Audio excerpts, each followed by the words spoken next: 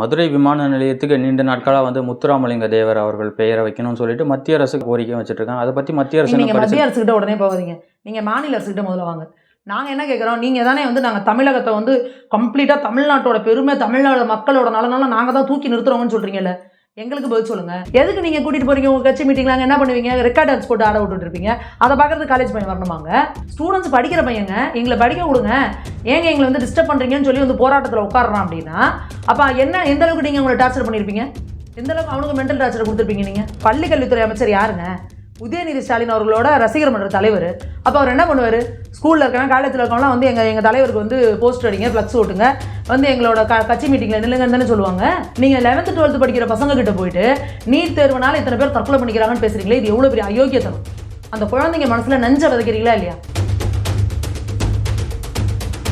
இவங்களோட ஒரே சுயநலம் என்னோட கட்சி, என்னோட ஆட்சி, என் குடும்பம், அடுத்து என் புள்ள, என் பேர புள்ள. இதை தாண்டி இவங்க வேறு எதுவுமே யோசிக்கிறது கிடையாது. விவசாயிகளை பற்றிலாம் பேசுறதுக்கே தகுதி கிடையாதுங்க உங்களுக்கு. இவங்க என்னங்க விவசாயிகளுக்கு பண்ணி வச்சுருக்குறாங்க? அங்கே போராட்டம் பண்ணுறவங்களாம் விவசாயிகள் கிடையாது. அதுக்கும் இங்கே எல்லாருக்கும் அவங்க தோல் வச்சு மீடியாக்கெல்லாம் காமிச்சிக்கிட்டு இருக்கிறாங்க. திராவிட மாடல் திராவிட மாடல்னா என்ன? ஏன்னா திராவிட மாடல்னு என்ன கேட்குற பற்றியா அதுதான் திராவிட மாடலுங்கிறீங்க. சமூக நீதி பண்ணிட்டாருன்னா இந்த பெரியாரை பற்றி கதற பற்றியா அதுதான் சமூக நீதிங்கிறீங்க. இது இதுக்கு உங்களுக்கே இதுக்கான கேள்விக்கு பதில் தெரியல. நீங்கள் உங்களுக்கு இண்டி கூட்டணி அவ்வளோ முக்கியமா? இங்கே ஒன்றும் உங்களுக்கு தமிழ்நாடு அரசியலை ஒழுங்காக பண்ணுறதுக்கு துப்பு கிடையாது. இதில் அவங்க தேசிய அரசியலுக்குள்ளே போயிட்டாங்களாம்.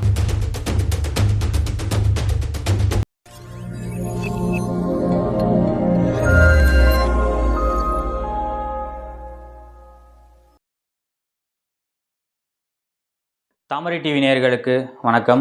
இன்றைய தடம் புதிது நிகழ்ச்சியில் நம்முடன் இணைந்திருக்கும் சிறப்பு விருந்தினர் தமிழக பாஜக மகளிர் அணியின் மாநில செயற்குழு உறுப்பினர் திருமதி சுமதி மேகவர்ணம் அவர்கள். வணக்கம். மாநில கல்லூரி மாணவர்கள் வந்து இப்போ திடீர்னு போராட்டத்தில் வந்து ஈடுபட்டிருக்காங்க. அவங்க சொல்கிற காரணம் என்னன்னாக்க, கல்லூரி முதல்வர் வந்து எங்களை அரசியல் கட்சி நிகழ்ச்சிகள்லாம் போக சொல்லி வற்புறுத்துறாரு. வழக்கமாக மாணவர்கள் வந்து அரசியல் கட்சி நிகழ்வுகளில் ஈடுபடுறதெல்லாம் சாதாரண விஷயம் தானே. இதை போய் மாணவர்கள் திடீர்னு இப்போ போராட்டத்திலலாம் ஈடுபட்டு எது சாதாரண விஷயம்? அதாவது ஒரு கல்லூரி படிக்கிற மாணவர்கள் அவங்களுக்கே விருப்பம் இருக்குது, எனக்கு இந்த கட்சி தலைவரை பிடிச்சிருக்கு, நான் போய் அந்த மீட்டிங்கில் இருக்கேன்றா அது வேறு விஷயம்.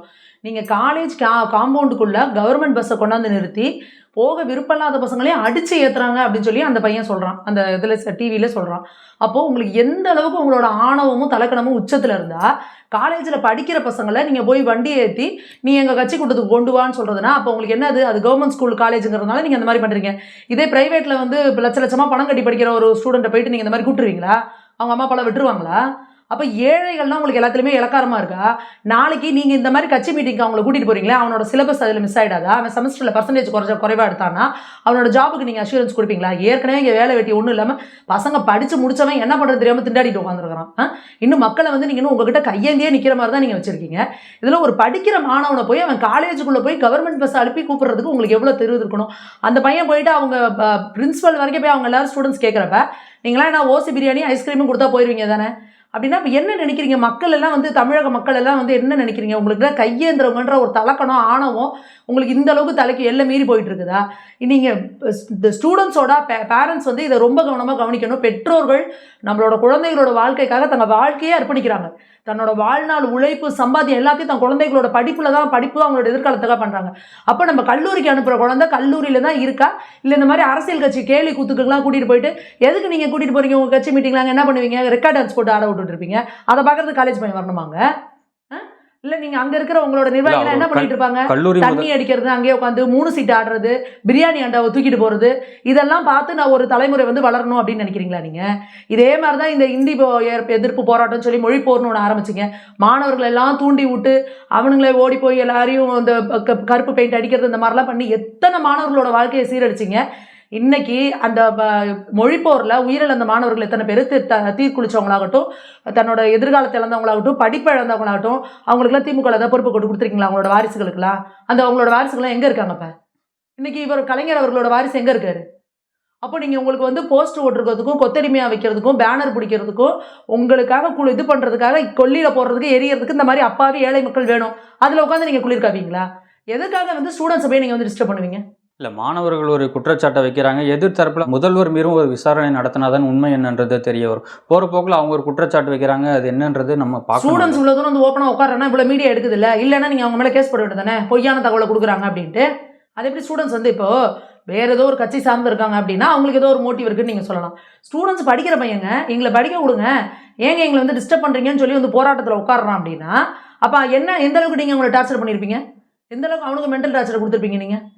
பொதுவாக ஸ்டூடெண்ட்ஸ்லாம் அந்த மாதிரி வரமாட்டாங்க, ஜாலியாக போயிட்டு விட்றா அப்படின்ட்டு இருப்பாங்க. அந்த பசங்களே வந்து உட்காடுறாங்கன்னா நீங்கள் அப்போ எந்த அளவுக்கு அவங்கள நீங்கள் வந்து ப்ரெஷர் கொடுத்துருப்பீங்க? அதை நீங்கள் யோசிச்சு பார்க்கணும். இது எத்தனை இப்போ இந்த 2 வருஷத்தில் எவ்வளோ தூரம் தொடர்ச்சியாக நடந்திருக்கணும். அதனால தானே இப்போ ஸ்டூடெண்ட்ஸ் வெளியில் வராங்க. ஒரு தடவை 2 தடவைக்குன்னா அந்த ஸ்டூடெண்ட்ஸ் இந்த மாதிரி வெளியே வரமாட்டாங்க. அப்போது நிச்சயமாக இதுக்கு வந்து இந்த அடிக்கடி உங்கள் முதல்வருக்கு ஒன்றும் இது ஒன்றும் புதுசு கிடையாது. ஆனால் ஒன்றா ஒரு கமிஷன் ஒன்று வைப்பார். இதுக்கு ஒரு கமிஷன் வைக்க சொல்லுங்கள். வச்சு யார் அவங்களை கூப்பிட்டது, யார் இதுக்கெல்லாம் இன்சார்ஜ்? ஏங்க இவரோட பள்ளி கல்வித்துறை அமைச்சர் யாருங்க? உதயநிதி ஸ்டாலின் அவர்களோட ரசிகர் மன்ற தலைவர். அப்போ அவர் என்ன பண்ணுவார்?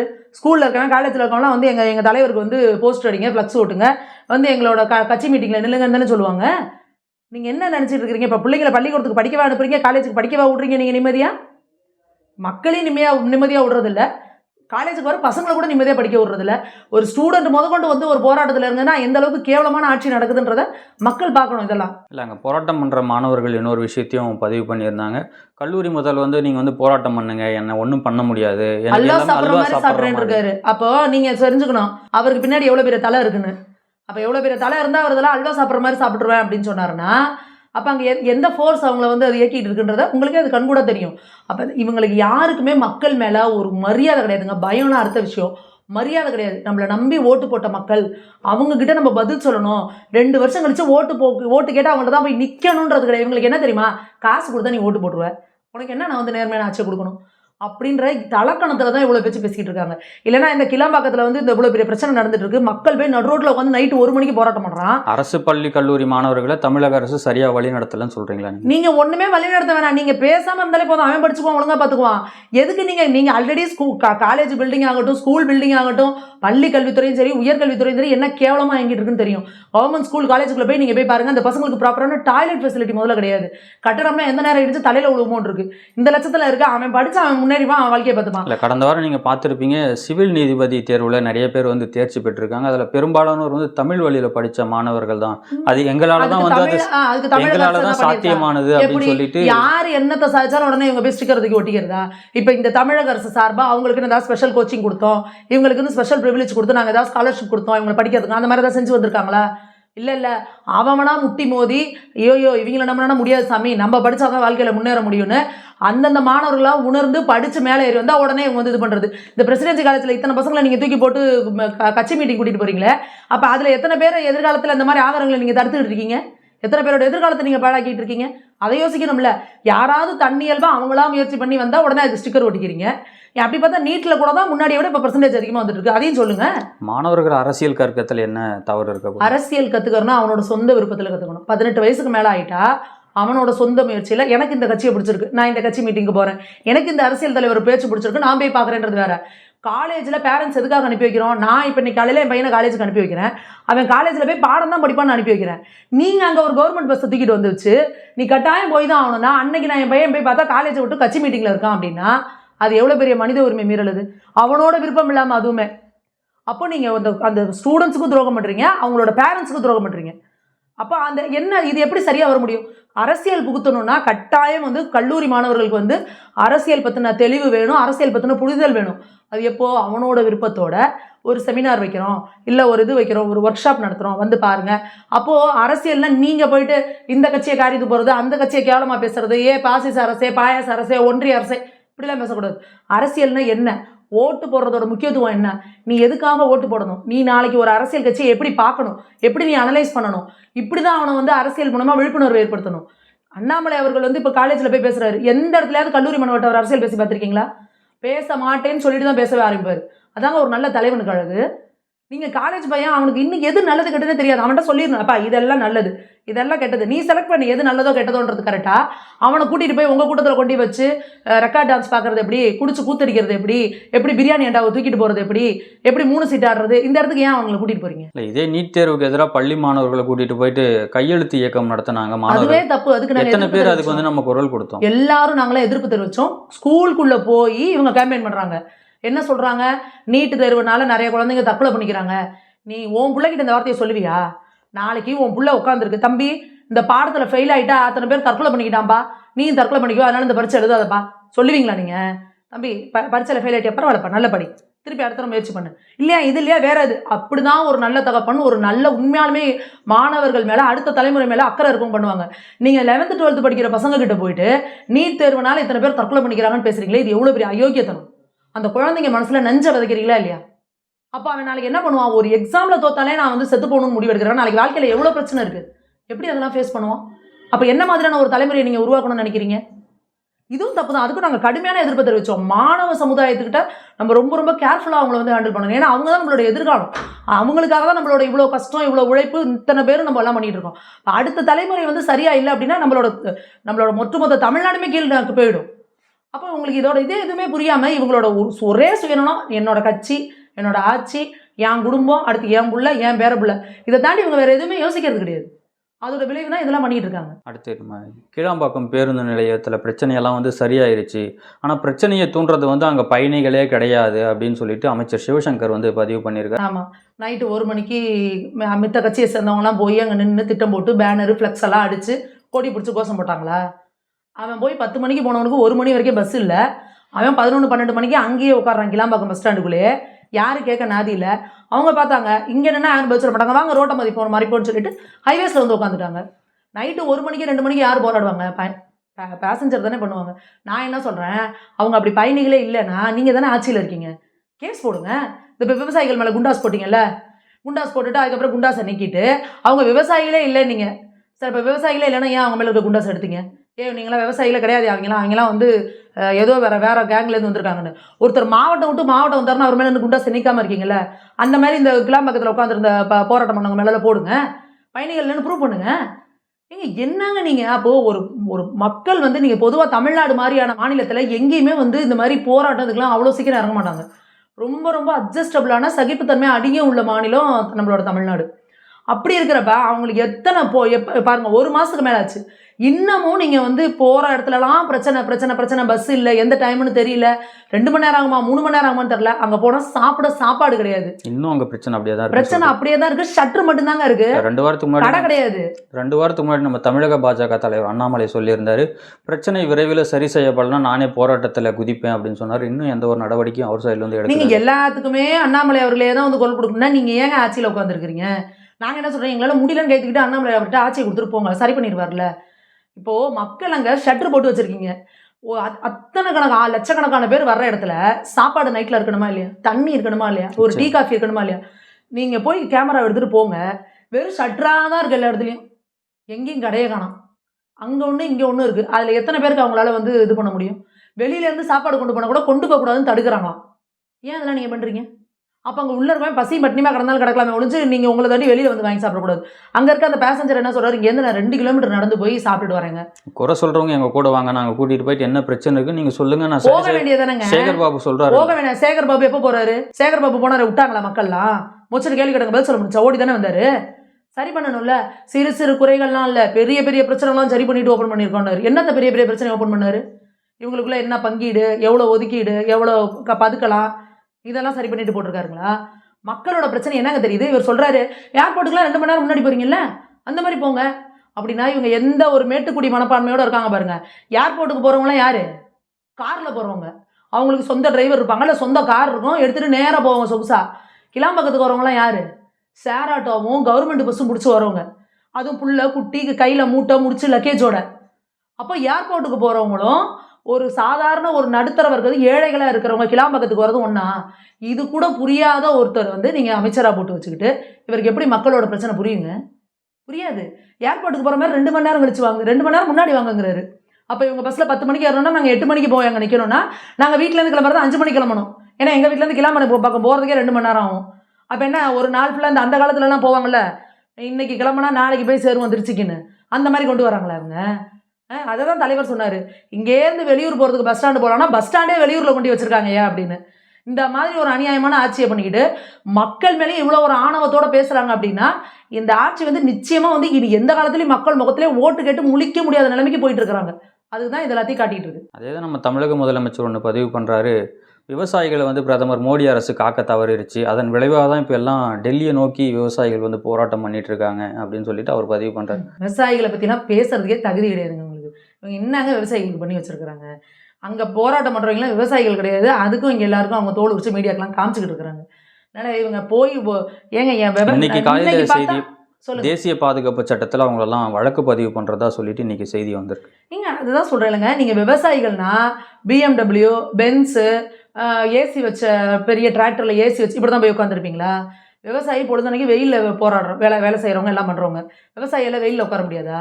விவசாயெல்லாம் BMW கார் வச்சிருக்க கூடாது, கட்டாயம் வச்சிருக்கணும். அப்படியான நிலைமை வரணும். ஆனால் அப்படி இல்லை. விவசாயிகளை சுரண்டி விவசாயி ஒரு தக்காளி விற்கிறது 2 ரூபா 3 ரூபா 5 ரூபாய்க்கு. ஆனால் அவங்ககிட்ட இருந்து அதை அந்த விலைக்கு வாங்கி அநியாய விலைக்கு விற்கிறாங்க பாருங்க நடுவில் இருக்கிற ஏஜென்ட்டுங்க. அவங்க பண்ணுற வேலை தான் இது எல்லாமே. இவங்க தான் கோடியில் பொருந்துட்டு இருக்காங்க. அப்பாவி விவசாயிகளுக்கு கிடைக்கிறது 2 ரூபாய் 3 ரூபாய் 5 ரூபாயும் தான். வருஷம் ஃபுல்லாக பாடுபட்டு உழைக்கிற விவசாயிக்கு. விவசாயிகள் கையில் பென்ஸ் கார் போகணும், BMW கார் போகணும், அப்படிலாம் வரணும்னு தான் நாங்கள் ஆசைப்படுறோம். ஆனால் இங்கே கூட பாருங்க, இன்னைக்கு கண்ணு எதுக்குற நான் ஒரு செடி வச்சு வளர்க்குறீங்க. அந்த செடியில் யாராவது கொண்டாந்து நீங்கள் பார்த்து தண்ணி ஊற்றுற இடத்துல ஒரு சிமெண்ட் கலவை கொண்டாந்து கொட்டினா நீங்கள் சும்மா இருப்பீங்களா? உங்களுக்கு மனசு எவ்வளோ கஷ்டமாக இருக்கும். அப்போ அதே மாதிரி தானே இப்போ இந்த விமான நிலையம் வர்றதுக்கு என்ன சொல்கிறாங்க, நாங்கள் எங்கள் விவசாய நிலத்தில் நீங்கள் வந்து கான்கிரீட் போடுறேங்கிறீங்களே, இது ஏர்போர்ட்டுக்கு வந்து ரன்வே பண்ணுறேங்கிறீங்களே தானே அந்த மக்கள் போராடினாங்க தமிழ்நாட்டில். நீங்கள் என்ன பண்ணீங்க? அவங்கள குண்டாஸ் போட்டிங்கல்ல. இப்போ விவசாயிகளை பற்றி பேசுறதுக்கு என்ன அருகதை இருக்குது முதல்வருக்கு? நீங்கள் இன்னைக்கு வரைக்கும் பார்த்து பயிர் போட்டுட்டு இருந்த நிலத்துல நான் சிமெண்ட்டை கொட்டி ரோடு போடுவேன் அப்படின்னா அப்போ அந்த விவசாயிகளுக்கு மனசு எவ்வளோ கஷ்டமாக இருக்கும். நேற்று திருவண்ணாமலையிலேருந்து தங்களுக்கான நீதியை கேட்கறதுக்கு சட்டமன்றத்துக்கு வந்திருக்காங்க. அவங்களை திருப்பி பஸ்ஸிலே கூட்டு போயிட்டு கிளாம்பாக்கம் பேருந்து நிலையத்தில் அவங்கள விட்டுருக்காங்க தமிழக காவல்துறை. அதுதான் இதெல்லாம் நீங்கள் தான் சொல்லணும் மீடியாக்கெல்லாம். ஏன்னா இவர் வந்து சொன்னார்ல, என்கிட்ட நான் வந்து முதலமைச்சராக உட்காந்துருப்பேன், விவசாயிகள் வந்தீங்கன்னா எப்போ வந்தாலும் தலைமைச் செயலர் நேரடியாக நீங்கள் வந்தால் மட்டும் போதும்னாரு. நேராக என்னை வந்து பார்க்கலான்னு. எந்த ஒரு விவசாயியோ, எந்த ஒரு போக்குவரத்து துறையில் இருக்கவங்களோ, எந்த ஒரு பொதுமக்களோ, எந்த ஒரு ஏழை ஜனமோ இது வரைக்கும் இந்த 2 வருஷம் 3 வருஷம் ஆயிடுச்சுங்களா, இப்போ வந்தால் 3 வருஷம் 3 வருஷத்தில் முதல்வரை போய் நாங்கள் தலைமைச் செயலகத்தில் நேராக போய் பார்த்தோன்னு யாராவது பார்த்துருக்கீங்களா? உங்கள்கிட்ட தகவல் இருக்கா? இவங்க தான் எது பண்ணாலும் உடனே ஃபோட்டோ ஷூட் கேமராவை கூட்டிக்கிட்டே தெரிவாங்களே. இவர் வாக்கிங் போகிற இடத்துலலாம் வந்து யாராவது பார்ப்பாங்க. தலைமைச் செயலகத்தில் போய் இவரை பார்த்து யாராவது ஒரு குறைய சொன்னாங்கன்னு இருக்கா? ஒரு 10 நேரம் தலைமைச் செயலகத்தில் இருக்காரு. தலைமைச் செயலகத்திலே இருக்கிறது கிடையாது, முழு நேரம் ஓய்வில் தான் இருக்காரு. அதுக்கப்புறம் எல்லாமே சின்னவர் தான் பார்த்துட்டு இருக்கிறாரு. எல்லாத்துக்கும் சின்னவர் தான் வர்றாரு, சின்னவர் தான் போய் எல்லாத்தையும் பண்ணி வச்சுக்கிட்டு இருக்கிறாரு. அந்த மாதிரி இருந்துக்கிட்டு நீங்கள் என்ன உங்களுக்கு வந்து மத்திய அரசை நோக்கி கை நீட்டுறதுக்கு உங்களுக்கு என்ன அருகதை இருக்குது? எதுவுமே கிடையாது. ஆனால் இவங்க பேசுறது முழுக்க பார்த்தீங்கன்னா வெறும் பொய் பித்தலாட்டம். மக்களை முட்டாள் அப்படின்னு நினச்சிட்டு இவங்க பேசிகிட்டு இருக்காங்க. பொய்யை கொஞ்சம் கூட மனசாட்சிக்கு உறுத்தாமல் பேசிக்கிட்டு இருக்கிறாங்க. இங்கே எல்லாம் மீடியா இருக்குது, இவங்களே போன மாதம் நம்ம என்ன பேசணும், இந்த மாதம் என்ன பேசணும்னு எடுத்து போட்டுருவாங்க அப்படின்னு தெரிஞ்சு கூட இவங்க இந்த வேலையெல்லாம் ரொம்ப அழகாக பார்த்துட்டு இருக்கிறாங்க. நீங்கள் சொன்ன அந்த சின்னவர் தமிழக விளையாட்டுத்துறை அமைச்சர் வந்து திருநெல்வேலியில் பெரியார் பேருந்து நிலையம் வந்து திறந்து வச்சிருக்காரு. அதில் என்ன பிரச்சனை? பெரியாருன்ற பேர் வச்சு தான் உங்களுக்கு பிரச்சனையாகும். திருநெல்வேலிக்கும் பெரியாருக்கு என்னங்க சம்மந்தம்? திருநெல்வேலியில் பெரியார் ஏதாவது ஒரு பெரிய செயற்கரிய செயலை செஞ்சுருக்காரா? திருநெல்வேலியில் ஒரு பிறந்திருக்காரா? எதுவும் கிடையாது. திருநெல்வேலி அப்படின்னால உங்களுக்கு என்ன ஞாபகம்? சமூக நீதிக்கான தலைவர்னு திமுக கொண்டாடுற முக்கியமான என்னங்க ஒரு சமூக நீதிக்கு பண்ணிட்டாரு? இதை தான் நான் திருப்பி கேட்குறேன். நீங்கள் இந்த உருட்டுறீங்களா? அப்படி என்ன சமூக நீதிக்கு செஞ்சுட்டாரு? திராவிட மாடல் திராவிட மாடல்னா என்ன? ஏன்னா திராவிட மாடல்னு என்ன கேட்குற பத்தியா அதுதான் திராவிட மாடலுங்கிறீங்க. சமூக நீதி பண்ணிட்டாருன்னா இந்த பெரியாரை பற்றி கதற பத்தியா அதுதான் சமூக நீதிங்கிறீங்க. இது இதுக்கு ஏதாவது உங்களுக்கே இதுக்கான கேள்விக்கு பதில் தெரியல. இந்த உருட்டுறீங்களேங்க. திருநெல்வேலி அப்படின்னாலே உங்களுக்கு என்னங்க ஞாபகம் வரும்? சுதந்திர போராட்டங்க. திருநெல்வேலியில் இருக்கிறவங்க வந்து எந்த அளவுக்கு வந்து கட்டபொம்மன் காலத்தில் ஆரம்பித்து எவ்வளோ சுதந்திர போராட்ட தியாகிகளங்க. வாவு சிதம்பரம் பிள்ளையிலேருந்து, சுப்பிரமணிய சிவாலேருந்து, பாரதியார்லேருந்து, வாஞ்சிநாதன்லேருந்து எவ்வளோ பேர் அங்கே இருக்காங்க. திருநெல்வேலியோட அடையாளம் பெரியாருன்னு பேருந்துலன்னு ஏங்க வைக்கிறீங்க அங்கே போய்? அப்போ நீங்கள் என்ன நினைக்கிறீங்க? தமிழ்நாட்டோட வரலாறு, தமிழ்நாட்டில் சிறப்பு மிக்கவர்கள், தமிழ்நாட்டில் சுதந்திர போராட்டம் அப்படின்னு எடுத்தா பெரியாரையும் கலைஞரையும் அண்ணாவையும் தாண்டி எதுவும் இருக்கக்கூடாது அப்படின்னு ஒரு பிம்பத்தை நீங்கள் உருவாக்கணும்னு நினைக்கிறீங்க. தமிழச்சி தங்கப்பாண்டியன் பதிவு பண்ணதை நீங்களே பார்த்துருப்பீங்க. வஉசி, போஸ் போன்ற தலைவர். எனக்கு ஞாபகம் இல்லைங்க. போஸ் பேர்லாம் எங்கே வச்சுருக்காங்க சொல்லுங்கள்? எங்கே திரும்ப இப்போ மதுரையில் போய் பெரியார் பேர் தான் வச்சுருக்காங்க. மதுரைக்கு பெரியாருக்கு என்னங்க சம்மந்தம்? தேவரையா என்ன சொன்னார்? தேவரையா இருக்க வரைக்கும் பெரியார் மதுரை பக்கம் காலை வைக்க முடிச்சா? இங்கே எவனாவது திராவிட ஐக்கன்னு பேசிட்டு வந்தீங்க, கடவுள் மறுபடியும் பேசிட்டு வந்தால் என்ன பண்ணுவேன்னு அசிங்கமாக கேட்டார்ல. இவங்க போக பயந்துட்டு இருந்த இடம் தானே மதுரை. தன் வாழ்நாள் முழுக்க மக்களுக்காக உழைச்சிட்டு செத்து போகிற காலத்தில் ஐயோ நம்ம சொத்து போயிருமேனு ஒரு சின்ன பொண்ணை கட்டிக்கிட்டவர் கிடையாது. எல்லா மக்களுக்கும், தான் ஜாதி மக்கள் கிடையாது, எல்லா மக்களுக்கும் சொத்தை பங்கு போட்டு கொடுத்தவர். அப்போ நீங்கள் பசும்பொன் தேவரையா பேர் தானே வைக்கணும், பெரியார் பேர் தானே வச்சிங்கல்ல. சரிங்க, நான் பொதுவாக வைக்கிறோம். மதுரைனா யார் பேருங்க சொல்லுவீங்க? மீனாட்சி அம்மன் தானே. மதுரை மீனாட்சி அம்மன் பேரை வைக்கலாமா? சரி, அதை வச்சா சிறுபான்மையினர் மரம் புண்பட்டுரும் உங்களுக்கு. மீனாட்சி அம்மன் வைக்க மாட்டீங்க. பசும்பொன் முத்துராமலிங்க தேவரையா தானேங்க மதுரையோட அடையாளம். ஏன் அவர் பேரை வைக்கல நீங்கள்? மதுரைக்கு பெரியாருக்கு என்ன சம்பந்தம்? மதுரையில் போய் பெரியார் என்ன பண்ணாரு? மதுரை மீனாட்சி அம்மன் கோயிலுக்குள்ள ஆலய பிரவேசம் பண்றதுக்கு யார் கூட நின்னவர்? பசுபன் முத்துராமலிங்க ஐயா தானே நின்னாரு. பெரியார் பேங்க நின்னாரா? சொல்லுங்க. வைக்கம்ல போய் கோயில் போராட்டம் பண்ணார்ல. தமிழ்நாட்டில் பெரியார் பண்ண ஏதாவது ஒரு கோவில் நிலவு போராட்டம் ஏதாவது சொல்லுங்க. மதுரை விமான நிலையத்துக்கு நீண்ட நாட்களாக வந்து முத்துராமலிங்க தேவர் அவர்கள் பெயரை வைக்கணும்னு சொல்லிட்டு மத்திய அரசுக்கு நீண்ட நாட்களாக கோரிக்கை வச்சுட்டு இருக்காங்க. அதை பத்தி மத்திய அரசு நீங்க மத்திய அரசுகிட்ட உடனே போகாதீங்க. நீங்க மாநில அரசுகிட்ட முதல்ல வாங்க. நாங்கள் என்ன கேட்குறோம், நீங்கள் தானே வந்து நாங்கள் தமிழகத்தை வந்து கம்ப்ளீட்டாக தமிழ்நாட்டோட பெருமை, தமிழ்நாடு மக்களோட நலனால நாங்கள் தான் தூக்கி நிறுத்துறோம்னு சொல்கிறீங்கல்ல, எங்களுக்கு பதில் சொல்லுங்கள். சமூக நீதி காத்தவர்னு சொல்கிறீங்கல்ல பெரியார். தமிழ்நாட்டில் சமூக நீதிக்காக ஆலய நுழைவு பட்டியலின மக்களை கூட்டிக்கிட்டு ஆலய நுழைவு பிரவேசம் பண்ணார். ஏதாவது ஒரு போராட்டம் சொல்லுங்கள். நீங்கள் பெரியார் பண்ணது வைக்கத்தை உருட்டிட்டு இருக்கீங்களே, அந்த வைக்கம் ஒன்றை தாண்டி இங்கே தமிழ்நாட்டுக்குள்ளே வேற எங்கேயாவது பண்ணாரா? வைக்கம்லேயும் அவர் பண்ணலை. அது நாராயணகுரு ஐயா எடுத்தது, நிறைய பேர் எடுத்தது. இவர் போய் ஒரு 3 நாள், அந்த 3 நாள் இவர் பாடினது யார் பாட்ட தெரியுங்களா? பாரதியார் பாட்டை. பாரதியார் பாட்டை பாடி தான் அங்கே வந்து எல்லாருக்கும் இது பண்ணிட்டு வந்தார். அதே பாரதியார் வந்து எந்த சமூகத்தை சார்ந்தவர்? அவர் இங்கே போட்டு அடித்தாங்க பிராமண சமுதாயம்னு சொல்லி தான் எல்லா இடத்துலையும் அவர் வந்து ஒதுக்கி, இப்போ ஒரு வேறு வழியே இல்லாமல் அவரோட புகழ் வேற வரப்ப அந்த நெத்தியில் வந்து பொட்டு இல்லாமல் அவரை வந்து நீங்கள் போட்டு எல்லாம் பண்ணிட்டு உட்காந்துருக்கீங்க. இப்போ திருநெல்வேலியில் பாரதியார் பேருந்து நிலையம் வச்சுருக்கலாமா? நீங்கள் வஉசி பேருந்து நிலையம் வச்சுருக்கலாமா? சுப்பிரமணிய சிவா வச்சுருக்கலாமா? ஏன் வைக்கல? வீர வாஞ்சிநாதன் வச்சுருக்கலாமா? என்ன பண்ணார் பெரியார் சுதந்திர போராட்டத்துக்கு? இன்னைக்கு சுதந்திரம் இல்லைன்னா நம்ம இன்னும் வெள்ளக்காரன்ட்ட என்ன அளவுக்கு நம்ம வேதனைப்பட்டு அவஸ்தைப்பட்டிருப்போம். அப்போது நீங்கள் எதுக்காக வந்து அந்த வெள்ளக்காரனுக்கு காலம் நக்கிக்கிட்டு சுதந்திரத்தை கருப்பு தின்னோன்னு சொல்லி கொடியை ஏற்பேன், கொடியை கோமணத்துக்கு சமம்னு சொன்ன ஒரு பெரியாரை நீங்கள் இவ்வளோ தூரம் தூக்கி பிடிக்கிறீங்க அப்படின்னா, அப்போ நீங்களும் வந்து பிரிவினவாதத்துக்கு தானே தோண போகிறீங்க. இப்போ நீங்களும் வந்து தேச விரோதிகள் தானே. நீங்களும் வந்து தேசம் சார்ந்து செயல்பட இறங்கலையில. என்ன செஞ்சுட்டார் பெரியார்? வாழ்கிற காலம் வரைக்கும் அண்ணாவும் கலைஞரும் அவர் என்ன அளவுக்கு பேசி வச்சுருக்காங்க. இந்த பைத்திய மாதிரி பேசிட்டு இருக்காரு, இவரை ஏன் அரெஸ்ட் பண்ண மாட்டேங்கிறாங்கன்னு கலைஞர் கேட்டாரே இல்லையா? இப்படிலாம் கேட்டவரை ஏன் நீங்கள் பெரியார் எல்லா இடத்துலையும் பேருந்து நிலையத்துக்கு அவர் பேர் வச்சுட்டு இருக்கீங்க? அப்போ நீங்கள் அடுத்த தலைமுறைக்கு என்ன சொல்லணும்னு நினைக்கிறீங்க? இங்கே உங்கள் பேரை விட்டா வேற தலைவர்களே கிடையாது தமிழகத்தில், அப்படி தானே? பெரியாரை தவிர தமிழுக்கு சிறந்த தொண்டாட்டினவங்க யாரும் கிடையாது. பெரியாரை தவிர சுதந்திரத்துக்கு போராட்டினவங்க யாரும் கிடையாது. பெரியாரை தவிர சமூக நீதிக்கு போராடினவங்க யாரும் கிடையாது. பெரியாரை தவிர பெண்ணிய விடுதலைக்கு போராடினவங்க யாரும் கிடையாது. பெண்ணிய விடுதலைக்கு பெரியார் என்ன பண்ணார்? அது சொல்லுங்கள். எத்தனை பெண்களை வந்து நீங்கள் வந்து இத்தனை குடும்பத்தில் இருக்க பெண்களை வந்து நான் வெளியே கொண்டாந்தேன், படிக்க வச்சேன். இத்தனை பெண்களுக்கு வந்து நான் மறுமணம் செஞ்சு வச்சேன். இத்தனை பெண்களை வந்து பிரச்சனையில் இருந்தவங்களேருந்து நான் மீட்டு கொண்டாந்தேன். ஏதாவது உங்கள்கிட்ட ரெக்கார்ட் இருக்கா? சொல்லுங்கள். என்ன பண்ணியிருக்காரு? எதுக்காக இப்படி சும்மா வாய் ஜவடல்ல வெட்டி வாய் பேச்ச பேசிக்கிட்டு இருக்கிறீங்க? இவர் பெண்ணிய சுதந்திரம்னு என்ன பண்ணாரு? 70 வயசுல வந்து 30 வயசுல ஒரு பொண்ணை கட்டினாரு. இதுதான் பெண்ணிய விடுதலை. சரி, இவ்வளோ பெண்ணியம் பேசினாங்கல்ல, இவர் இறந்து போனார்ல, அப்போ அந்த அம்மாவுக்கு எவ்வளோ வயசு? கம்மி வயசு தானே. அந்த அம்மாவுக்கு மறுமணம் பண்ணி வச்சாங்களா? மணியம்மைக்கு ஏன் பண்ணல? அப்போ சொத்து இன்னொருத்தட்ட பேரக்கூடாது. அப்போ நீங்கள் அவங்கள வந்து ஒரு கேடயமாக பயன்படுத்தி ஒரு பொண்ணோட வாழ்க்கையை அழிச்சிருக்கீங்க.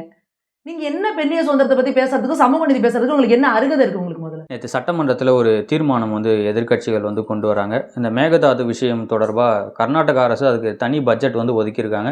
தமிழக அரசு நடவடிக்கை எடுக்க தவறிடுச்சு அப்படின்னு சொல்லியிருக்காங்க. துரைமுருகன் வந்து பதிவு பண்ணுறாரு, நாங்கள் ஒரு செங்கலை கூட வைக்க விட மாட்டோம், எங்களை மீறி அவங்க எப்படி வச்சிருவாங்கன்றத ஒரு கேள்வி எழுப்புறாரு. இந்த வடிவேல் சொல்லுவான்ல, நீ வாடா என் ஏரியாவுக்கு வாடா, நீ அடுத்து வாடா என் தெருவுக்கு வாடா பார்க்கலாம், அப்புறம் வாடா என் வீட்டுக்கு வாடா பார்க்கலான்னு. அந்த மாதிரி அவங்க பேச்சுவார்த்தையில் இருக்கிறப்பே இது மேகதாது அணை கட்டக்கூடாது, இதனால தமிழ்நாடு பாலைவனமாயிரும், கடைக்கோடியில் இருக்க விவசாயிகள் ஆல்ரெடி இப்போ கண்ணீர் விட்டுட்டு இருக்கிறாங்க, கோடிக்கணக்கான நஷ்டம் விவசாயத்தில் ஆயிருக்குன்னு சொல்லி நமக்கு தரவுகள் வந்துட்டு இருக்கு. பேச்சுவார்த்தையில் இருக்கிறப்பே இது பண்ணுன்னா, இங்கேருந்து முதல்வர் வந்து காங்கிரஸ்க்கு கூட்டணி, இண்டி கூட்டணிக்கு பேச்சுவார்த்தை நடத்த போறாரு. ஆனால் மேகதாது அணை பற்றி ஒரு வார்த்தை பேசலை. கேட்டால் நான் அதுக்காக போலங்கிறாரு. தண்ணிங்கிறது உயிர் பிரச்சனை. குடிக்கிற தண்ணி, விவசாயத்துக்கு தண்ணி, சாப்பாடு வர்றது, குடிக்கிறதுக்கும் சாப்பாட்டுக்கும் பிரச்சனைக்கு இருக்க விட்டுட்டு உங்களுக்கு இண்டி கூட்டணிக்காக நீங்கள் முக்கியமாக போகிறீங்க. ஆனால் அந்த மேகதாது அணை பற்றி நீங்கள் பேசலை. அப்போ கேட்ட என்ன பண்ணீங்க? ஏரியாவுக்கு வரட்டும் பார்த்துக்கிட்டோம் நீங்கள். அதுக்கப்புறம் இல்லை அவங்க அடுத்த லெவலில் ஸ்டெப்பு போடுறாங்க, குழு போடுறாங்க, கமிட்டி போடுறாங்க. இல்லைனா இல்லை நாங்கள் அதெல்லாம் பேச்சுவார்த்தை நடத்திட்டு இருக்கோம், அதெல்லாம் பண்ண முடியாதுன்னு சொன்னீங்க. எங்கள் தெருவுக்கோடான்னு. அடுத்து இப்போ உங்கள் பட்ஜெட்டில் நிதி ஒதுக்கிட்டாங்க. பட்ஜெட்டில் நிதி ஒதுக்குறாங்கன்னா என்ன பண்ணுவாங்க? அதை வேலை ஆரம்பிக்க போறாங்கன்னு தானே அர்த்தம். இல்லை, அனுமதிக்காக நாங்கள் மத்திய அரசு கிட்ட கேட்டிருக்கோம், மத்திய அரசு அனுமதி கொடுத்த உடனே நாங்கள் அதை கட்ட போகிறோம் அப்படின்னு சொல்லிட்டு கர்நாடகா சொல்லியிருக்காங்க. பட்ஜெட்டில் நிதி ஒதுக்கிட்டாங்கல்ல, நீங்கள் அது குறித்து இந்தி கூட்டணியில் இங்கே அனுமதி வந்தால் தான் நாங்கள் கட்ட முடியும். நீங்கள் இங்கே பாருங்க, அதை தான் இவங்களோட இது என்னன்னா, அதையும் தூக்கி அப்படியே அந்த செக்கை எல்லாம் மேலே இருக்கவன் பார்த்துக்குவான்ற மாதிரி. நாங்கள் வந்து ஏங்க ஜாதி வரைக்கும் எடுப்பேன், நாங்கள் எல்லாம் மேலே இருக்கோம் பார்த்துக்குவோம். மத்திய அரசு கடிதம் எழுதியிருக்கோம். என்னையா மேகதாதுன்னா எல்லாம் மேலே இருக்கோம் பார்த்துக்குவோம். மத்திய அரசு கிட்ட பர்மிஷன் கேட்டிருக்காங்க. ஏன் இங்கே இவ்வளோ பிரச்சனை இருக்குது, எல்லாம் மேலே இருக்கோம் பார்த்துக்குவோம். மத்திய அரசு கடிதம் எழுதியிருக்கோம். என்ன நீங்கள் இப்போ பண்ணிட்டு இருக்கீங்க தமிழ்நாடு அரசுன்னு? நீங்கள் போய்ட்டு அவர் டெல்லியில் கெஜ்ரிவால் ஸ்ட்ராங்காக வைக்கிறாருல, ஏன் நான் என்னோட மக்களோட இது எனக்கு முக்கியம், மாநிலத்துக்கு எனக்கு இது இருந்தால் இருப்பேன், இல்லைனா இருக்க மாட்டேன்னு சொல்கிறாருல. நீங்கள் உங்களுக்கு இண்டி கூட்டணி அவ்வளோ முக்கியமா? இங்கே ஒன்றும் உங்களுக்கு தமிழ்நாடு அரசியலை ஒழுங்காக பண்ணுறதுக்கு துப்பு கிடையாது. இதில் அவங்க தேசிய அரசியலுக்குள்ளே போயிட்டாங்களாம். அப்போ நீங்கள் என்ன பண்ணணும்? என் மாநில மக்களுக்கு தண்ணி, மித்தது கூட கேட்கல, தண்ணி மெயின். அப்போ நீ எனக்கு இந்த தண்ணி பிரச்சனை இது பண்ணினா நான் இண்டி கூட்டணி இருக்க மாட்டேன், காங்கிரஸ் கூட நான் கூட்டணி வைக்க மாட்டேன், எனக்கு தமிழக மக்களோட நலன் தான் முக்கியம் அப்படின்னு அதே சொல்லி தானே திமுகவும் வலியுறுத்துறாங்க. என்ன வலியுறுத்துறாங்க? இப்போ பட்ஜெட்ல நிதி ஒதுக்கிட்டாங்கல்ல, எங்களை கேட்காம செங்கல் கூட வைக்க முடியாதுங்கிறாங்க. நாளைக்கு அவங்க பர்மிஷன் வாங்கி செங்கல் அஸ்திவாரம் போட்டாங்கன்னா இவங்க என்ன பண்ணுவாங்க? எங்களை கேட்காம திறப்பு விழா நடத்த முடியாதும்பாங்க. அதுக்குள்ள ஆட்சி முடிஞ்சிடும். அந்த தைரியத்துல அவங்க பண்ணிட்டு இருக்காங்க. உச்சநீதிமன்றம் கலைஞரோட ஆட்சியில தானே அங்க எத்தனை கபினி இது மாதிரி எத்தனை அணையை கட்டினாங்க, இவர ஆட்சியில தானே. அதனால தானே இன்னைக்கு இத்தனை இவ்வளோ விவசாயம் எத்தனை முப்போகம் பண்ணிட்டு இருந்தாங்களே இன்னைக்கு ஒரு போகத்துக்கு திண்டாடிட்டு உட்காந்துருக்காங்க. இதுக்கெல்லாம் காரணம் யாரு? நீங்கள் அப்பையிலேருந்தே தமிழ்நாட்டை காட்டி கொடுத்த வேலை தானே பார்த்துட்டு இருக்கிறீங்க. என்ன எங்கள் தமிழக உரிமைக்காக, தமிழர்களோட உரிமைக்காக நீங்கள் என்ன போராடி இருக்கீங்க? தமிழக மக்கள் எப்படியோ போட்டோம், எனக்கு என்ன வரும், என் குடும்பம் எப்படி பார்க்கலாம், என் குடும்பத்துக்கு என்ன சம்பாதிக்கலாம், இதை தானே பார்க்குறீங்க நீங்கள். இப்போ இந்த மேகத்தை தானையும் கட்டுறதுக்கு இவங்க எல்லாம் விட்டுட்டு இருக்காங்கங்க. கடைசியில் இன்னொரு ஆட்சி மாறிடும். ஆட்சி மாறிச்சுன்னா அவங்க தலையில் போட்டுட்டு எதிர்க்கட்சியாக போய் நம்ம கோஷம் போட்டுட்டு கொடி பிடிச்சிட்டு உட்காந்துக்கலாம். அது வரைக்கும் என்ன சுட்டணுமோ சுருட்டலாம். அதானே இவங்களோட பிளானாக இருக்குது. மக்களை பற்றின நலன் சார்ந்த விஷயங்களை அவங்க யோசிக்கிறாங்களா? விவசாயிகளோட வயிற்றுல அடிக்கிற வேலை தானே. இவர் என்ன விவசாயிகளை பற்றி பேச இவருக்கு யோகிதை இருக்குது? மேகதாதானை கட்டினாங்கன்னா விவசாயிகள்லாம் என்ன ஆவாங்க? செத்துருவாங்கங்க. விவசாயிகளுக்கு விவசாயத்தை விட்டா வேறு என்னங்க வேலை தெரியும்? அவங்க இங்கே வந்து நான் கார்பரேட் ஹவுஸில் செக்யூரிட்டி வேலை பார்ப்பாங்க, இல்லை எவ்வளோ கஷ்டப்படுவாங்க சொல்லுங்கள். அப்போ கூட அவங்க மனசில் எங்கே இருக்கும்?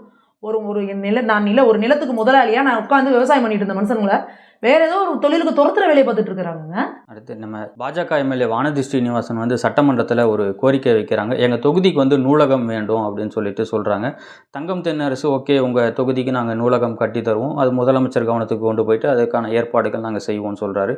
உடனே நம்ம தமிழக முதலமைச்சர் எழுந்து சொல்கிறாரு, 2026க்குள்ளே எய்ம்ஸ் போல் இல்லாமல் நாங்கள் 2026க்குள்ளே அந்த நூலகத்தை உங்களுக்கு நாங்கள் அமைச்சு தருவோம் அப்படின்னு சொல்லிட்டு உறுதி கொடுத்துருக்காரு.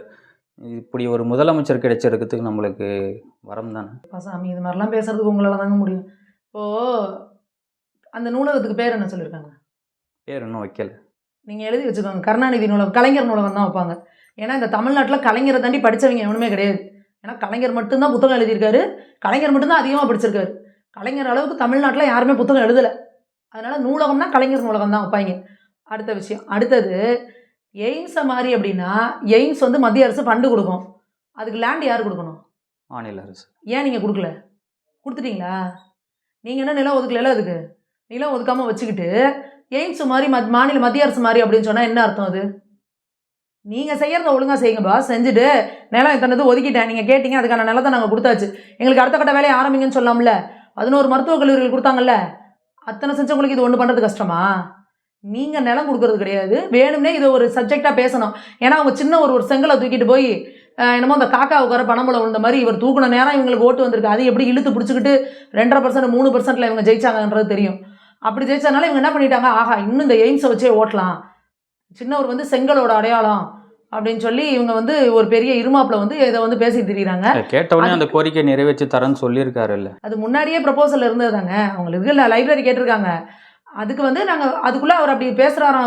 அவங்க அப்பா மாதிரி ரொம்ப திறமையாக நாங்கள் சொல்கிறோம்ல, துண்டு சீட்டு வச்சு பேசுகிறார். அது துண்டு சீட்டு பார்த்து பேசினாரா, துண்டு சீட்டு பார்க்காம பேசினாரா? அதை கொஞ்சம் பார்த்து சொல்லுங்கள். அதையும் குனிஞ்சு பார்த்து தான் பேசுவார். ஏன்னா ப்ரெஸ் மீட்டே உங்களால் வந்து துண்டு சீட்டு பார்த்து தான் பேசுவார். அதனால் இதெல்லாம் சும்மா ஒரு பொய் பிரச்சாரம், மக்கள்கிட்ட பொய்யை பரப்பணும். இதில் மத்திய அரசு மாநில அரசு ரெண்டும் சேர்ந்தால் தாங்க இங்கே ஒரு ஸ்கீமை கொண்டு வர முடியும். சென்ட்ரல் கவர்மெண்ட் ஃபண்டு தான் பண்ணணும், நிலம்லாம் நீ தானே கொடுக்கணும். அதை கொடுக்காம வச்சுக்கிட்டு நீங்கள் வந்து ஏன் இந்த மாதிரி போய் பேசிட்டு தெரியுங்க? உண்மையான உங்களுக்கு மக்கள் மேலே அக்கறை இருந்துச்சுன்னு வச்சுக்கோங்க, இந்த இடத்துல ஒரு உலகாச தரத்தில் வந்து ஒரு எய்ம்ஸ் வந்துச்சுன்னா நம்ம மக்கள் பயன்படுவாங்க அப்படின்னா டக்குன்னு அதுக்கான ஸ்டெப்பை நீங்கள் எடுப்பீங்க. நீங்கள் அரசியல் தான் பண்ணணும்னு நினைக்கிறீங்க. மக்களோட மாநில அரசு ஏதாச்சும் ஒரு திட்டம் கொண்டு வந்தால் உடனே மத்திய அரசு திட்டத்தை வந்து ஸ்டிக்கர் ஓட்டுறாங்கன்றத பாஜக கையில் நாங்கள் ஆதாரத்தோடு தானே நிரூபிக்கிறோம். இப்போ அவர்கள் பிரதமரோட PM ஆவாஸ் யோஜனாங்கிறது வந்து பிரதம மந்திரியோட வீடு கட்டல. அவங்க செயல்படுத்துற திட்டத்தை மாநில அரசு செயல்படுத்தக்கூடாதுன்னு அதே சட்டம் இருக்கா? பிரதம மந்திரியோட திட்டம், அது ஃபண்டு அவர் கொடுக்குறாரு, நீங்கள் ஸ்டிக்கர் மட்டும் நீங்கள் வச்சுப்பீங்களா? என் பிள்ளைக்கு நான் தானேங்க இன்சியல் வச்சுக்கணும். நீங்கள் இங்கே வேற ஒருத்தவங்க கூட உங்கள் இன்சியல் வச்சிங்கன்னா நான் விட்டுருவேன், நான் சும்மா இருப்பேனா? பிரதம மந்திரியோட திட்டத்தில் 2,70,000 அவர் கொடுக்குறாரு. தமிழ்நாட்டில் இந்த மிகப்பெரிய கிளிக்கு. நாங்கள் எங்கே போனாலும் சரி பயனாளிகளை நாங்கள் சந்திக்கிறப்ப நிறைய பெண்கள் பேரில் இருக்குது அந்த வீடுகள். அதை வந்து முக்கியத்துவம் கொடுக்குறாரு. ப்ரியாரிட்டி வந்து பெண்கள் பேரில் இருந்தால் ப்ரியாரிட்டி கொடுக்குறாரு பாரத பிரதமர் அவர்கள். அப்போது இவங்க யோசிக்கிறாங்க, ஆஹா இதுக்கு வந்து நல்ல ஸ்கீம் இருக்குது, ஃபண்டு கொடுக்குறது மத்திய அரசு, அதில் வாங்கி இதில் யார் பேர் ஒட்டிக்கிட்டாங்க? யார் பேர் வச்சுருக்காங்க? அதுக்கு கலைஞரின் கனவு திட்டமா? கலைஞரோட கனவு என்ன? எத்தனை அப்படியே எல்லாருக்கும் வீடு கட்டி கொடுக்கணும்னு இது பண்ணாரா? அவர் வீட்டையே மருத்துவமனைக்கு கொடுக்குறேன் இன்னும் கொடுத்தாங்களா? என் காலத்துக்கு அப்புறம் என் வீடு மருத்துவமனைக்குனாங்க, இன்னும் கொடுத்தாரா? இவரா மக்களுக்கு வீடு கட்டி கொடுக்கணும்னு கனவு காண போகிறாங்க? எப்பேற்பட்ட கூட்டம் பாருங்க. இவங்க 10 பைசா தன் கையிலேருந்து இஞ்ச மாட்டாங்க. பாரத பிரதமர் நான் என் வாழுங்காலத்தில் நான் ஒரு சின்ன வீட்டில் இருந்தேன், நான் இந்த மாதிரி ஒரு கான்கிரீட் வீட்டில் இருக்கணும்னு நான் கனவு கண்டேன், என்னால் அது முடியல, அப்போ என்னோட மக்கள் எல்லாருக்கும் கிடைக்கணும், ஏழை மக்கள் அப்படின்னு சொல்லி அவர் வந்து 2,70,000 கொடுக்குறாரு. இதுக்கு வந்து நீங்கள் என்ன நக்கல் பண்ணீங்க? 2,70,000 வீடு கட்டிடுவீங்களா? 3,000 டாய்லெட் கட்டிடுவீங்களா? இது இவங்கெல்லாம் மேட்டுக்குடிங்க. இவங்களுக்கு பல பல பல பல பலன்னு மார்பிள் போட்டு அப்படியே பல பல பலன்னு கட்டுறதுக்கு உனக்காக நீ 10 கோடி 20 கோடியில் வீடு கட்டுவப்பா. எங்களுக்கு 2,3 லட்சம் வந்து அழகா அஸ்திவாரம் எழுப்பி மேலே ஒரு கான்கிரீட் வீடு கட்டுறதுக்கு 2,3 லட்சம் மேற்கொண்டு அவங்களும் போட்டு கட்டிக்குவாங்க. இல்லை எங்களுக்கு இது மட்டும் போதுங்க, இருக்கிறதுக்கு ஒரு வீடு கட்டிக்கிறவங்க கட்டிக்கிறாங்க. இப்போ இது பெரிய கிளிக் ஆகவும் இப்போ அதுக்கு ஒரு ஸ்டிக்கரை ஒட்டி அவங்க அப்பா பேரை வச்சு ஒரு ஸ்டிக்கர் ஒட்டியாச்சு. அப்போ நீங்கள் இதெல்லாம் பண்ணுறப்ப நிதி கொடுக்குறது மத்திய அரசு, ஸ்டிக்கரை நீங்கள் உங்கள் அப்பா பேரை வச்சு ஒட்டிக்கிட்டீங்கன்னா அப்போ சும்மா இருப்பாங்களா? எதுக்கு அப்போ நீங்கள் மக்கள்கிட்ட வந்து அதுக்கான நல்ல பேரை நீங்கள் வாங்கிக்கணும்னு பார்க்குறீங்க? அப்போ நாங்கள் களத்தில் இறங்கி வேலை செய்கிறோம், இது எல்லாமே பிரதமர் செய்கிறது, பிரதமர் உங்களுக்கு கொடுக்குறாருங்கிறத நாங்கள் போய் களத்தில் மக்களுக்கு எக்ஸ்பிளைன் பண்ணி சொல்லிட்டு இருக்கிறோம். அதை நாங்கள் சொன்னால் அதுக்கு ஐயோன்னு குச்சிக்கிறாங்க. இவர் படையப்பாளர் ரஜினி சொல்கிற மாதிரி மாப்பிள்ளை இவர் தாங்க, ஆனால் இவர் போட்டிருக்க சட்டை என்னதுங்கிற மாதிரி இங்கே கொண்டு வந்திருக்க ஸ்கீம் எல்லாமே மத்திய அரசோட நிதியில் ஆல்ரெடி இயங்கிக்கிட்டு இருக்கிறது. பேரை மட்டும் மாற்றி இவங்க வந்து அழகாக வந்து பட்ஜெட்டை வந்து இது பண்ணியிருக்கிறாங்க.